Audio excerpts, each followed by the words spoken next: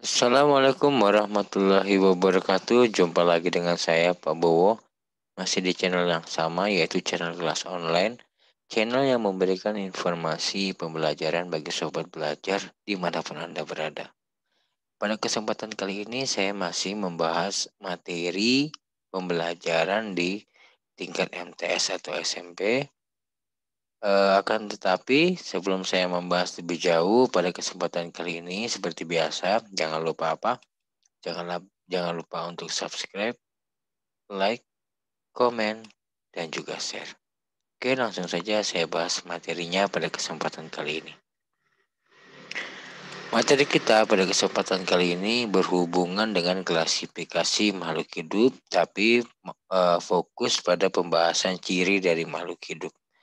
Yang mana materi ini sendiri sebenarnya hanya melengkapi dari materi sebelumnya. Mungkin dari teman-teman sudah ada yang melihat video dari 4 tahun yang lalu, yaitu mengenai ciri dari makhluk hidup. Dan di video ini adalah update-nya atau upgrade-nya dari video-video yang sudah lama kita upload.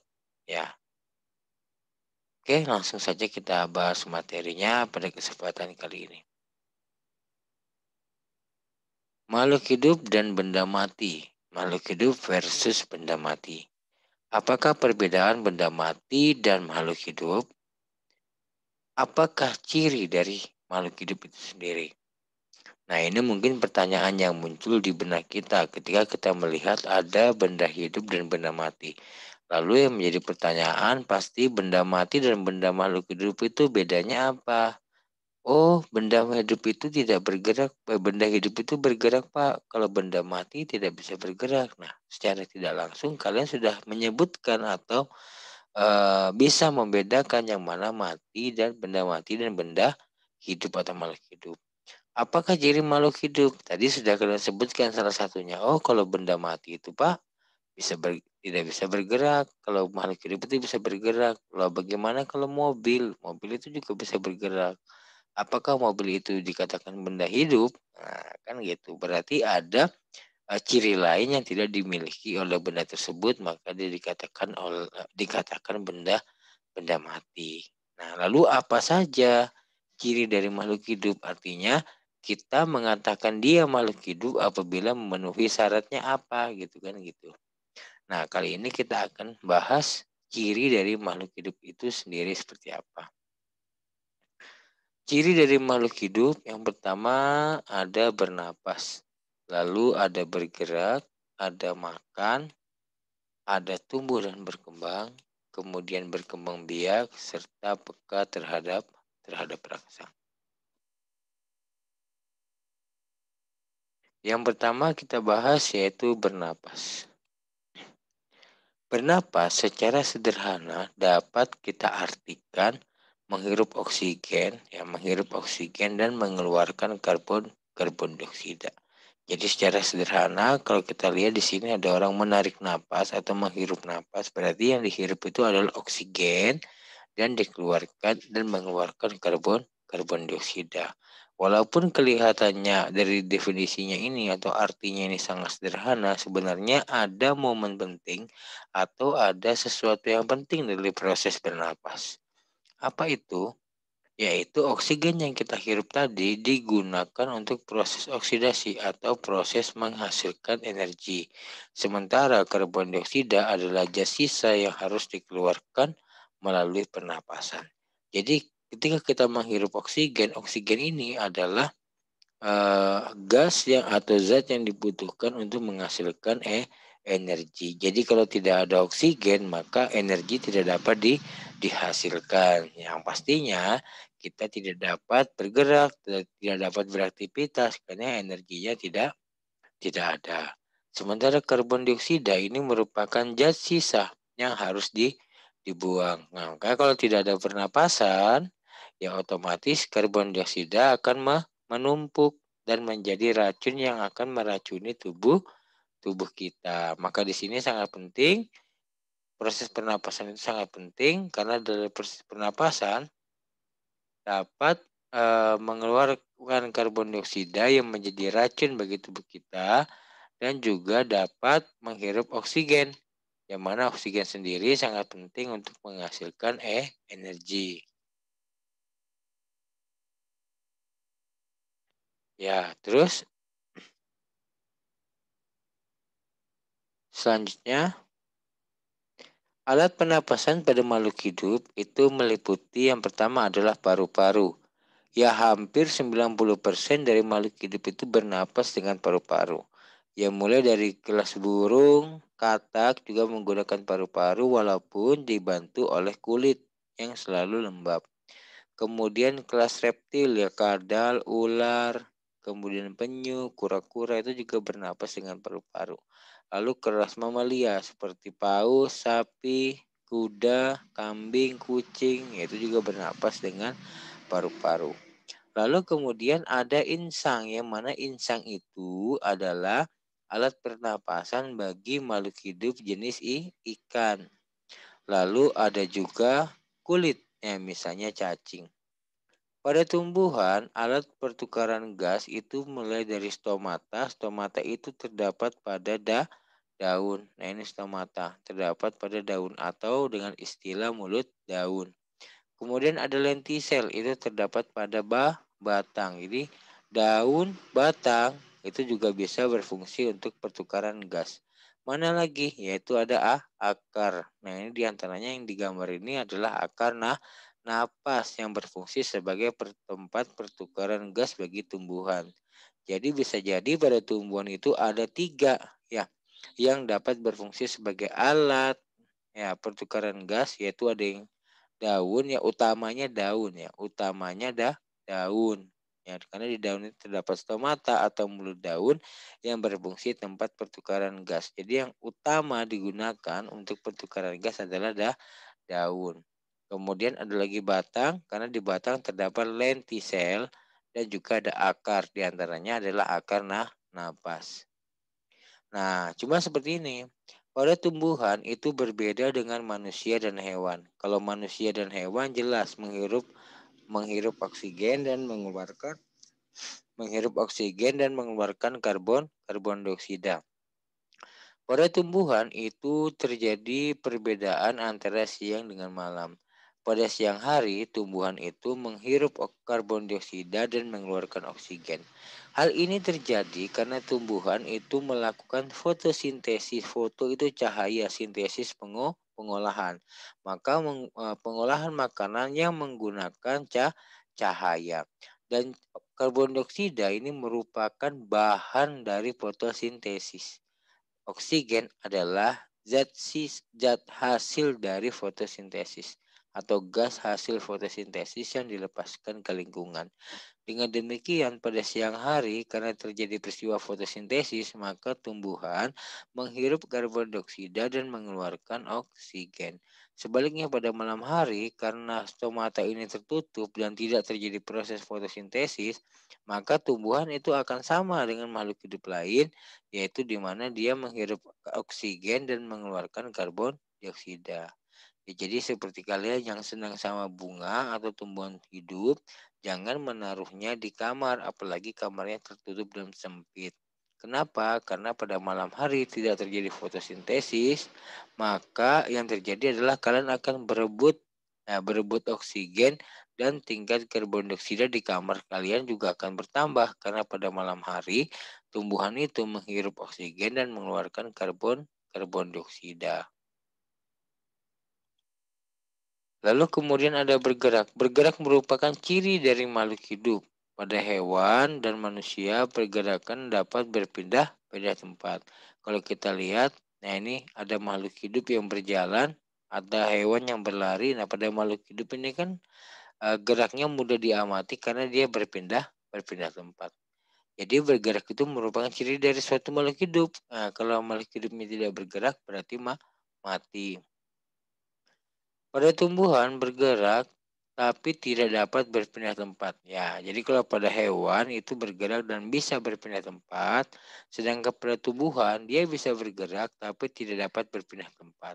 Hal ini bisa diakibatkan karena sel pada tumbuhan dilindungi oleh dinding sel yang tebal dan kaku, sehingga tidak memungkinkan terjadinya suatu pergerakan. Walaupun tumbuhan bergeraknya tidak berpindah, tetapi tumbuhan juga melakukan pergerakan. Misalnya gerak tumbuhan ke arah matahari atau gerak tumbuhan menuju air atau membelit kayu di sekitarnya. Nah ini contohnya ya, tumbuhan yang mengarah ke matahari. Atau ini ada tumbuhan yang membelit kayu di sekitarnya. Itu ya, itu dari bergerak. Kemudian ada lagi tentang makan atau memerlukan nutrisi. Makanan dibutuhkan oleh makhluk hidup sebagai sumber tenaga. Jadi ibaratnya ibaratnya motor, makanan ini adalah bensinnya. Jadi makanan atau nutrisi ini dibutuhkan bagi makhluk hidup untuk sumber energi. Makanan yang diolah tubuh menjadi tenaga yang dimanfaatkan untuk melakukan kegiatan sehari-hari. Jadi makanan yang dimasukkan oleh tubuh, nasi dan sebagainya nanti akan diolah dan hasilnya akan menjadi energi. Berdasarkan proses mendapatkan makanan makhluk hidup terbagi atas, yang pertama ada autotrof, yaitu tumbuhan yang menghasilkan atau memperoleh makanan sendiri. Itu biasanya ada di kelas tumbuhan. Lalu heterotrof, yaitu mendapatkan makanan dari makhluk hidup lain, misalnya hewan dan manusia. Kalau kita lihat, kita manusia makannya daging dan sayur ya. Daging dari hewan, sayur dari tumbuhan. Berdasarkan makanannya dibagi atas, yang pertama ada karnivora atau memakan daging. Jadi dalam hal ini makhluk hidup yang pemakan daging disebut karnivora. Misalnya singa, macan, apalagi ya yang makan daging pokoknya itu masuk dalam karnivora. Lalu selanjutnya ada herbivora. Herbivora ini adalah pemakan rumput. Jadi yang di sini masuk dalam herbivora adalah kelompok hewan yang pemakan rumput, misalnya sapi, ayam, itik, ya dan lain sebagainya. Lalu tadi ada herbivora, ada pemakan rumput, pemakan tumbuhan. Maka yang masuk dalam herbivora adalah kelompok-kelompok hewan yang merupakan pemakan tumbuhan, misalnya sapi, kambing, dan seterusnya. Lalu ada omnivora. Omnivora sendiri adalah kelompok makhluk hidup yang pemakan daging dan tumbuhan. Jadi kalau karnivora makan daging, herbivora makan tumbuhan, omnivora makan daging dan tumbuhan.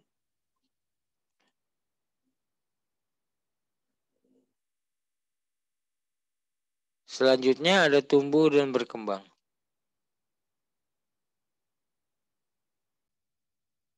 Ya, selanjutnya ada tumbuh dan berkembang.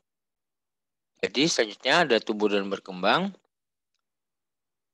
Pertumbuhan adalah pertambahan ukuran pada makhluk hidup mulai dari pertambahan massa, tinggi, dan bersifat irreversibel. Irreversibel itu tidak bisa dibalik. Jadi yang dikatakan pertumbuhan ini adalah pertambahan ukuran dari suatu makhluk hidup. Kalau kita lihat mulai dari bayi, kemudian balita, anak-anak sampai dewasa terjadi perubahan atau penambahan tinggi badan, berat.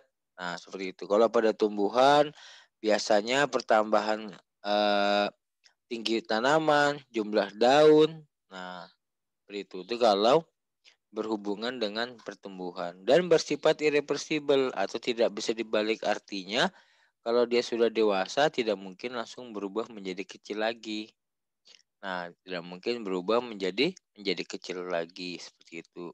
Nah, itu disebut dengan irreversibel. Jadi pertumbuhan ini adalah pertambahan ukuran suatu makhluk hidup.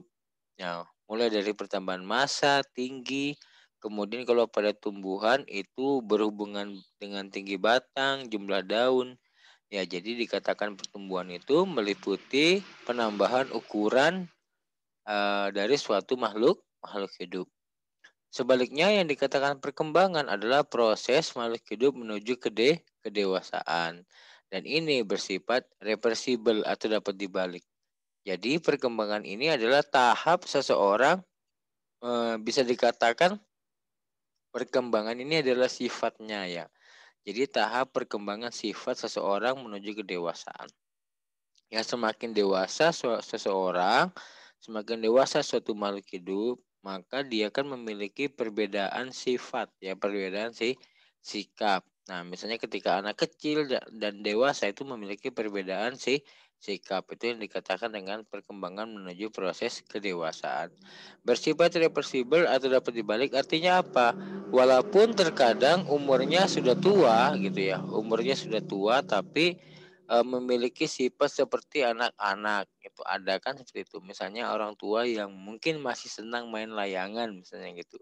Atau orang tua yang mungkin masih senang main mobil-mobilan atau masih senang main kelereng misalnya gitu. Nah, walaupun umurnya tua tapi atau ada juga orang tua yang senangnya gabung sama anak muda gitu kan, biar kelihatan muda gitu kan.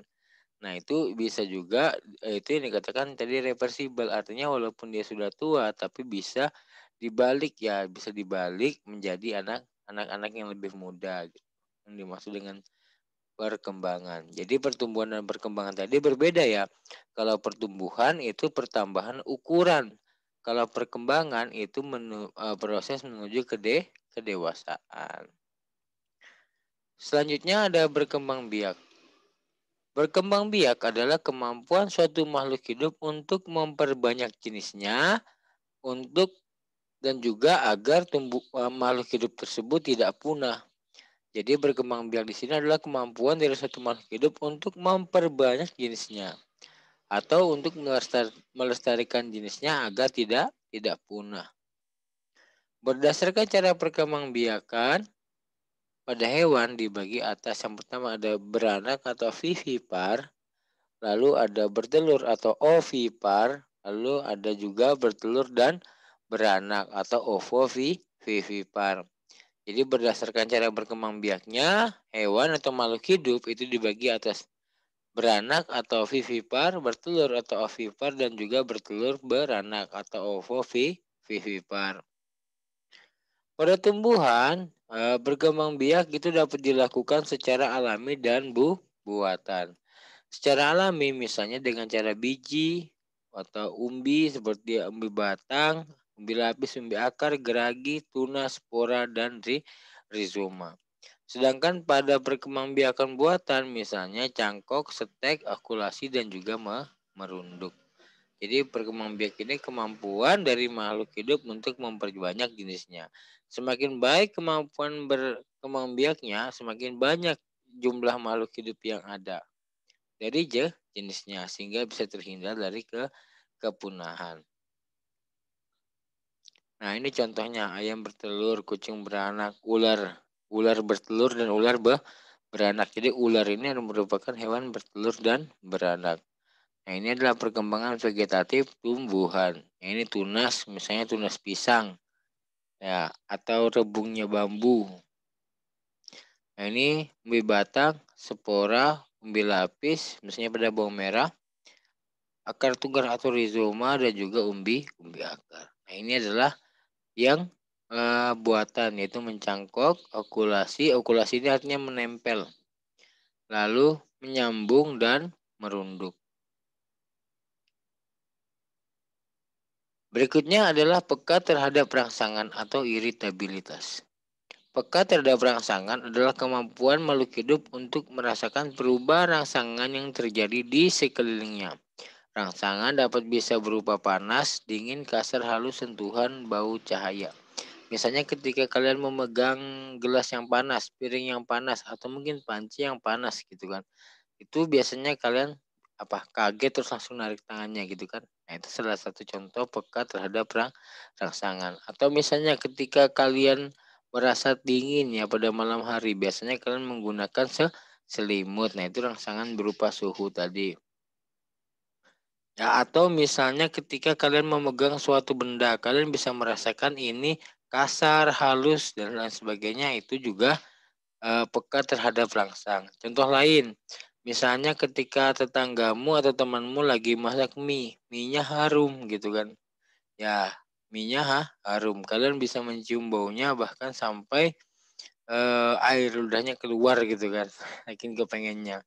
Atau contoh ketika kalian hafal bau parfum seseorang, ketika orang menggunakan parfum itu, kalian mencium baunya, nah kalian tahu bahwa dia atau seseorang itu yang akan datang. Itu rangsangan berupa bau. Jadi rangsangan itu dapat berupa panas, dingin, kasar, halus, sentuhan, bau, cahaya, dan lain sebagainya. Pada tumbuhan misalnya terjadi pada gerak tumbuhan ke arah air dan cahaya. Contoh lain yaitu menutupnya daun putri malu saat disentuh. Jadi pada saat belum disentuh dia terbuka gini, ketika disentuh dia menutupnya. Contoh tanamannya dikenal dengan istilah tanaman putri putri malu. Oke, sekian dan terima kasih pembahasan kita pada kesempatan kali ini yang berhubungan dengan ciri dari suatu makhluk hidup. Mohon maaf apabila ada kesalahan. Jangan lupa untuk subscribe, like, komen, dan juga share. Assalamualaikum warahmatullahi wabarakatuh.